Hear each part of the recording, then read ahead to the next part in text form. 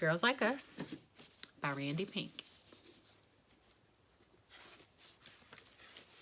Ola and Azella, 11 weeks and 6 days along, summer 1972.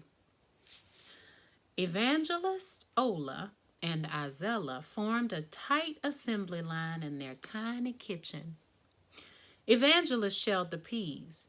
16-year-old Ola bagged them into perfect portions, and 15-year-old Azella organized them by date in the deep freeze. Azella hated being the youngest. Always stuck with the easiest jobs, organize the vegetables, lay out the spoons, wipe down the table.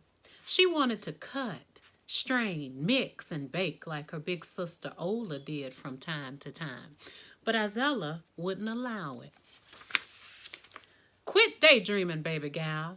Evangelist snipped as she vigorously stirred shortening into her hot water cornbread. You backing us up? Azella sucked her teeth and rolled her eyes before picking up the pace. Her mother never let her forget her lowly place in the house. She even called her baby gal as a constant reminder.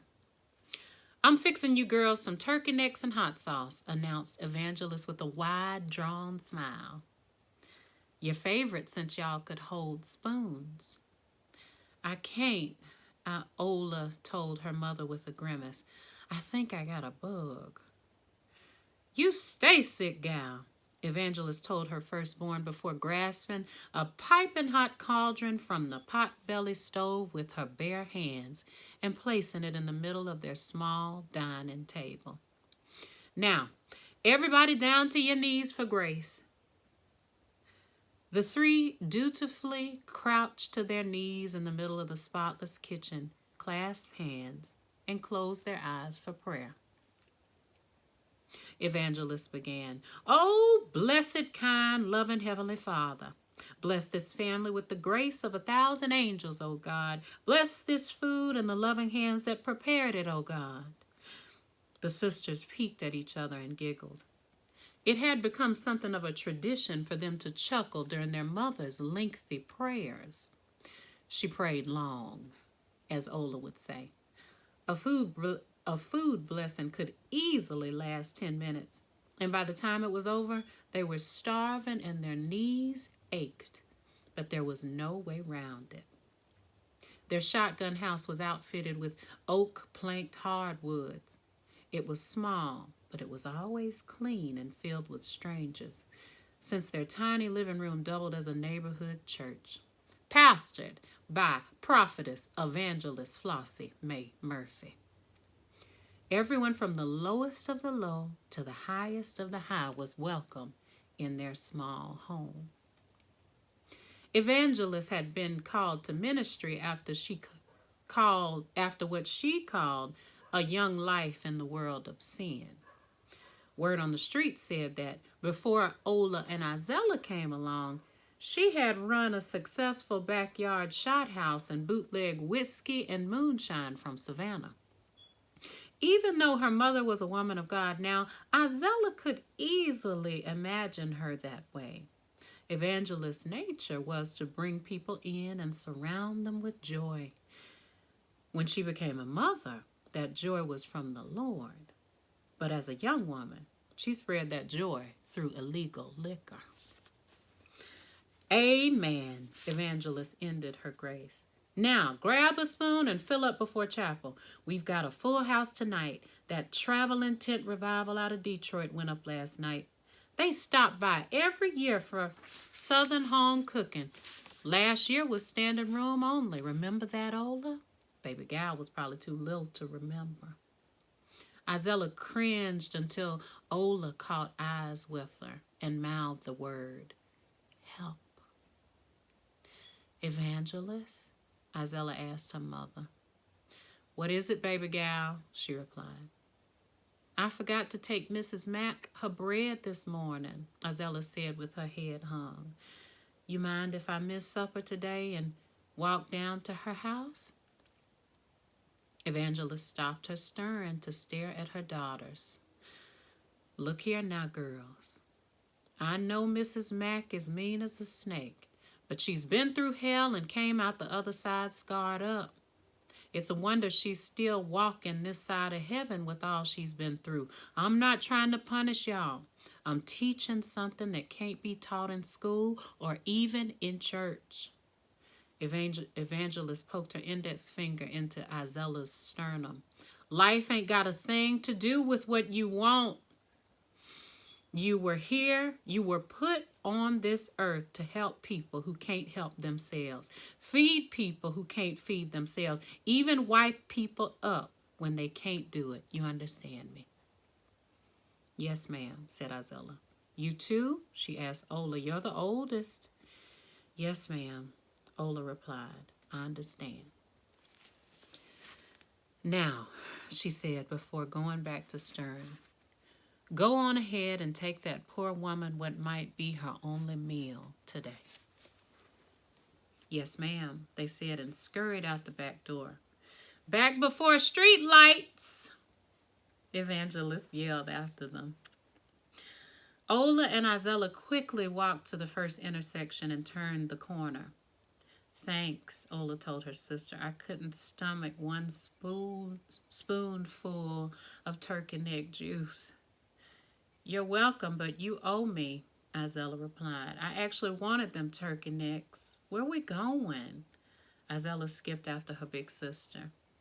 Where else? Ola pointed to the recreation center where her secret boyfriend Walter worked. Izella stopped walking. Ola, I didn't skip supper to watch you and that boy all hugged up again. Besides, I really do need to take Mrs. Mack her loaf of bread. She crippled and can't walk no more. I tell you what, Ola started. You head on over to mean old Mrs. Mack's house and I'll go hug up with Walter. That way you won't have to see us. Ola turned back toward home. I'm telling Evangelist on you. Okay, Ola gave in. I'll go with you to Miss Mack's house, but don't get all into talk for hours and hours like you do. I don't know why you want me there. She just ignores me. You and Evangelist are the only two folks she likes in the world. I'd ignore you too if you called me mean old Mrs. Mack, Izella replied. You don't even try with her. Ask her a question about her life every now and then. That's just it. I don't care, Ola said before tugging at one of Izella's fuzzy pigtails. Exactly. You're a low-down, dirty gal. Ola stopped cold and folded her arms tightly. I'm not low down. I'm just not interested in those old, sad slave stories all the time. She hasn't told me one sad slave story, thank you very much. Then what y'all talk about in that back room, then? You really don't know? Izella asked, stunned. When Ola shook her head, she continued, voiced hush. Mrs. Mack was a reader back in the late 18s, hiding out in the weeping woods of Savannah. She tells me stories, real stories about curses and hexes and love spells and protections. She can even read my hand and tell me what I'm going to be when I get big. You lie, Ola said with a phony confidence. She could hardly believe that after months of daily visits to Mrs. Mack's, she had no idea about any of this. That's a bunch of baloney. What'd she tell you? Izella could tell Ola was trying to act like she didn't care. None of your business. You don't even like Mrs. Mack, remember? Izella skipped forward with bigger strides. Wait, Ola followed. You think she can tell me how many babies me and Walter gonna have? Or if we'll have a house with a yard or a fence or a pecan tree? Nope. Why? Ola asked angrily. I've been bringing her old tail bread every day. She owes me a telling. She ain't no fool, Ola. She knows you ain't no friend of hers. And she won't read folks she don't like. Ola tugged at Izella's pigtail again. Ouch! Make her like me then. Isella stopped in front of Mrs. Mack's paint-peeled front fence, pushed the fresh loaf from her satchel and handed it to her oldest sister. Here, she told her before slowly opening the fence. Do it yourself. Holding the bread like a newborn baby, Ola slowly walked across the overgrown yard, avoiding busy ant beds and uneven concrete slabs pushed up by unkept tree roots. She'd taken this walk 100 times before, but now she walked with a new purpose. Her very future depended upon what that old bat told her, and she was about to find out no matter what. When they reached the rickety front door screen, she looked back at her little sister to find her at her heels for support. Though she was younger, Isella was always wiser and more mature than Ola. No one dared speak it, but it was an obvious fact of their sisterhood. The eldest leaned heavily on the youngest. Sensing Ola's nervousness, Isella called out to Mrs. Mack, "Yoo-hoo!" She hollered before knocking on the screen, which was hanging on by a single hinge. "Come on in, young'un," a small but significant voice echoed from the heart of the shotgun house. The sisters snaked their way through the cluttered home. Ola nearly tripped over a sail of a hand-carved wooden ship that was the size of a shoebox. The wood scraped her bare calf, leaving a bloody splinter behind. "Damn it!" Ola yelled out as blood dripped on wrinkled clothing that was sprawled on the floor. What the hell was that? Ola lifted the blood-stained ship and immediately regretted it. Upon closer inspection, it was no ordinary ship. It was filled with blank-faced, enslaved people. She didn't want to see, but she had to look. The tiny details of the carving must have been labored over with the smallest of instruments. A slit, skinny mother held an even thinner baby in her arms. A muscular man crouched with slouched shoulders. A child stood tall and alone. It was the work of horrific art, so beautiful that Ola wanted to cry. "Put my shit down, gal." Mrs. Mack's voice broke the spell of the moment. How did she know? "She's a seer, too," Isella whispered in response. "Blind, broken folks can see better than the rest of us sometimes." Isella eased the ship from her older sister's hand and gently placed it on the cluttered table. "Come on, and don't touch anything." The sisters headed to the smoke-filled back room, where the distinct smell of marijuana and unfiltered cigarettes was thick and stout. Isella confidently entered the bedroom first and took a seat at the foot of Miss Mack's ash-smeared bed. "You've got worry all over you," Mrs. Mack said in a kind, genuine voice. "What's wrong, child?" "It ain't me, Mrs. Mack," Isella replied with a small smile. Then she motioned toward the bedroom door where Ola stood, sneakily plugging her nostrils. "Come on in, Ola. You know Miss Mack." Ola watched her step as she entered the room. Every small stride took strategic avoidance of black ashes, spent tea bags, and little white granules of salt or sand. "Oh, just walk straight, you!" Mrs. Mack spat with impatience, her use of "you" sounding more like "you" as a nickname cut deeper than a cuss. It was a disgusted you, a repulsed you, a you that you'd never want to be called, and both sisters knew it.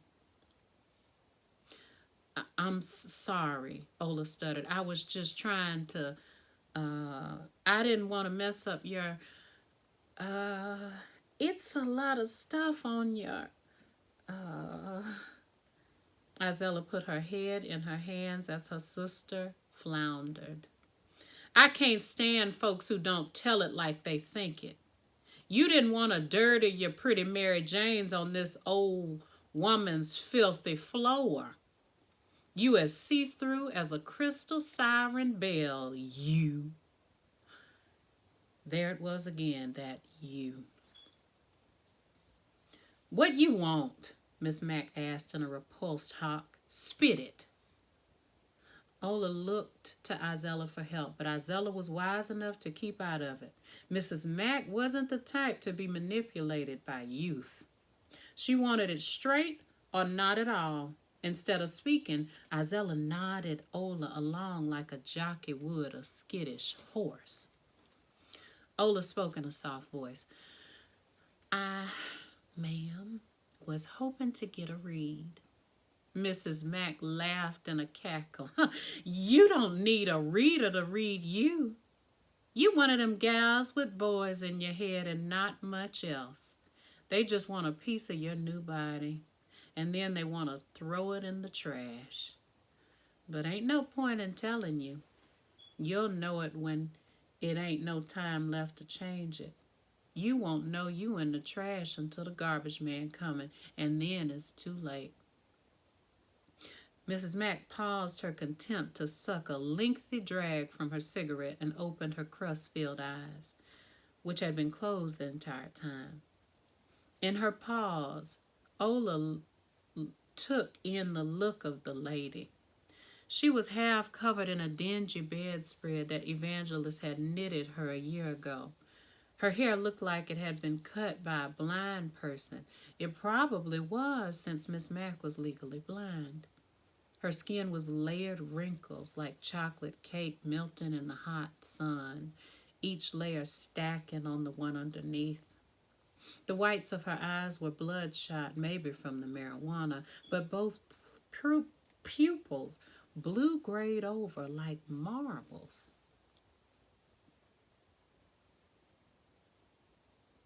She was a thrown-away woman, a human being that Ola couldn't imagine living a life worthy of living.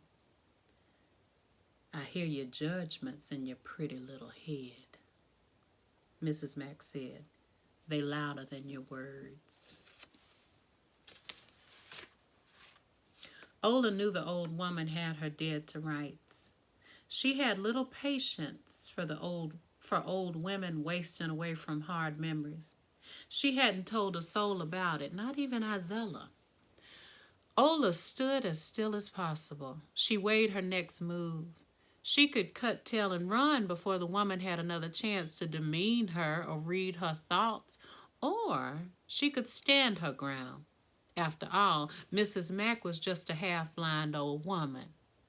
What could she possibly do to her? Ola decided on the third option, denial. I wasn't thinking anything of the sort, ma'am, she lied. You have a lovely home, and I'd like very much to hand you your bread so you can enjoy it. Best bread in town, ma'am.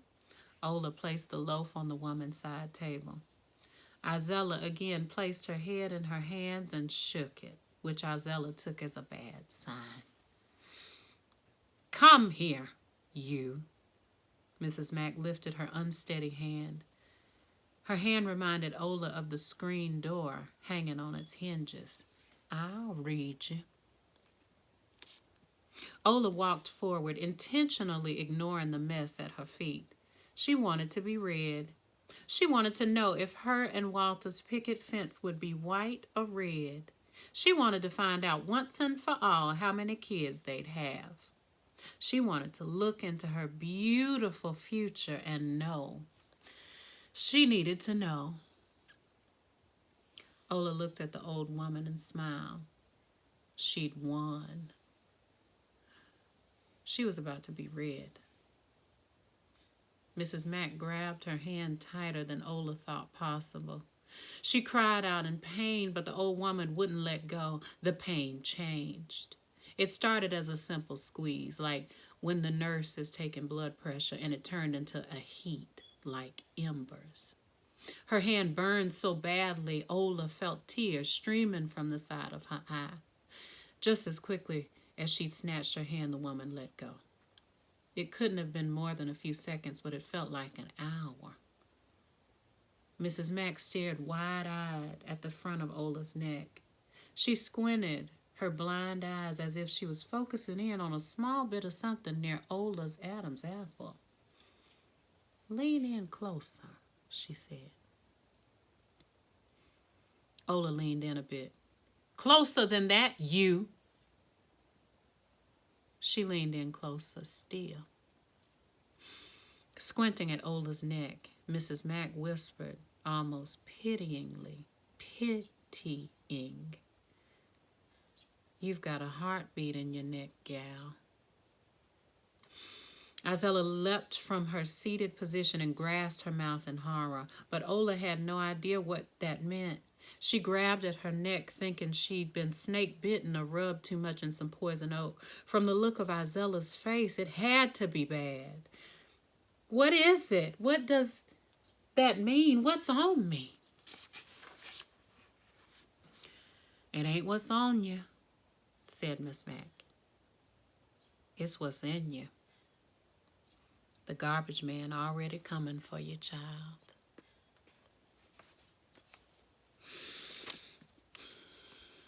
Girls Like Us.